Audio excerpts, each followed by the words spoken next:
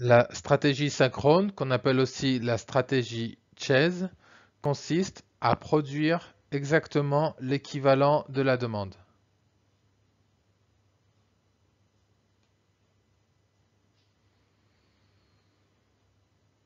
Donc, si vous avez une demande qui varie selon les mois, selon les années, la stratégie Chase va vous dire on produit, on se met à niveau pour produire l'équivalent de ce que demandent nos clients.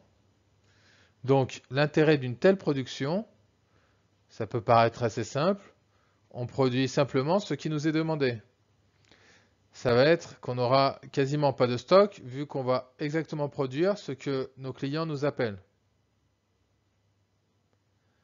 Donc, un des avantages, ça va être de n'avoir quasiment pas de stock. Et comme on sait que posséder du stock, ça coûte cher, un des réels avantages de cette stratégie, c'est de ne pas avoir de stock.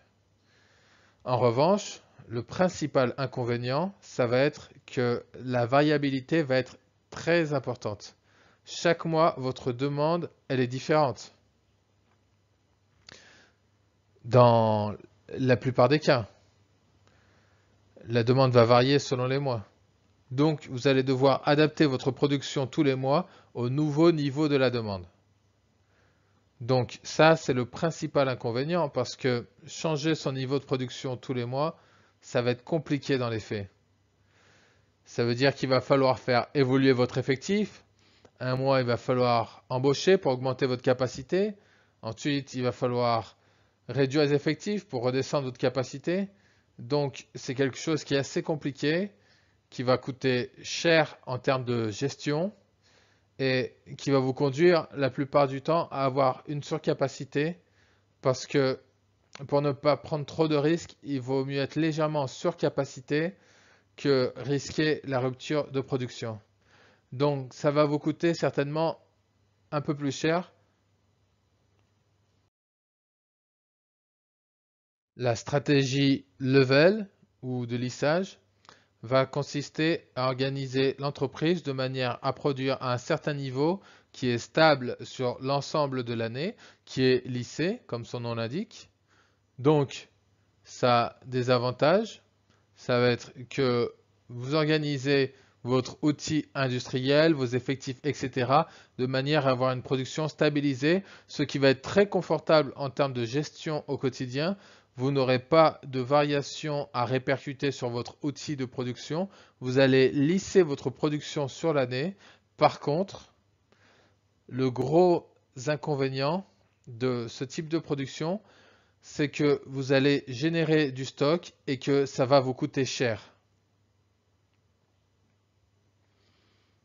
Donc, le niveau que vous allez stabiliser sur l'année, il va être égal à votre production moyennée sur l'année.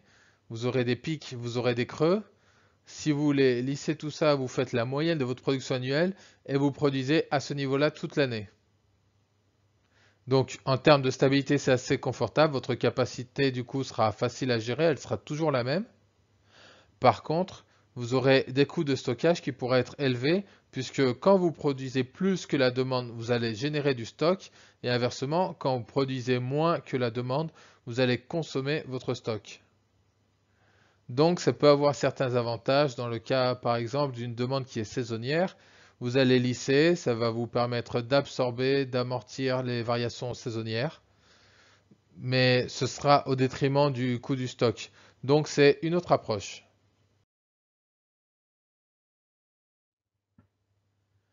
Troisième stratégie, stratégie de production, sous-traitance. Alors là,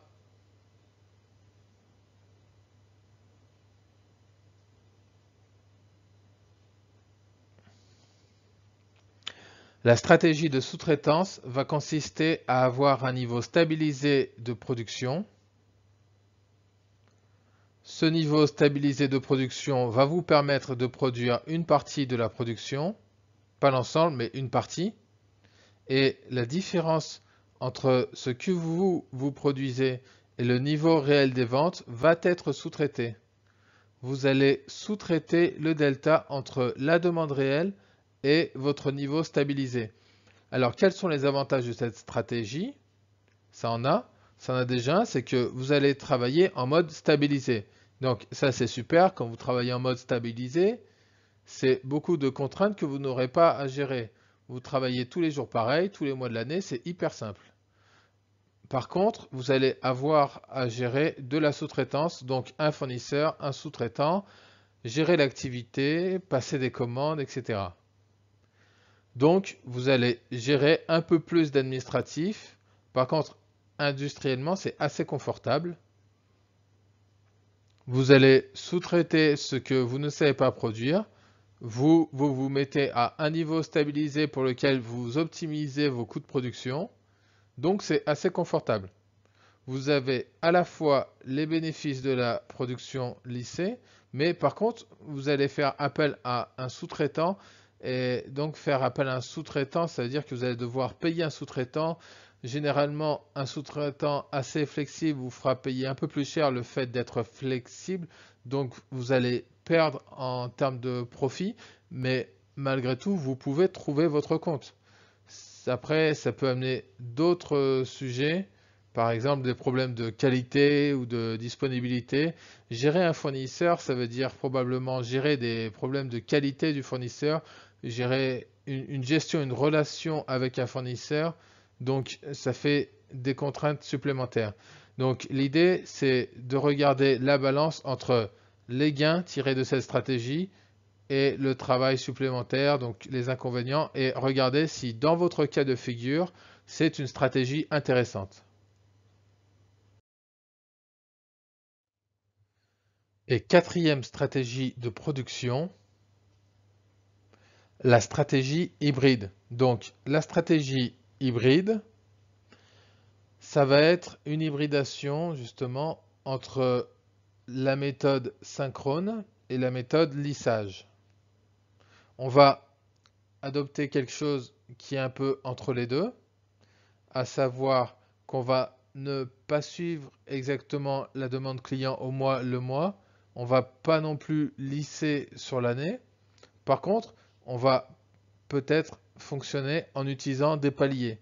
En faisant varier sur quelques mois, on stabilise à un certain niveau. Sur une autre période de l'année, on stabilise à un autre niveau. On peut avoir 2 ou 3 périodes dans l'année. Ça permet d'avoir un peu les bénéfices des deux méthodes. Ça permet d'optimiser les stocks parce que le stock est assez dimensionnant dans la prise de décision. Donc c'est une solution qui peut apporter pour certaines entreprises des avantages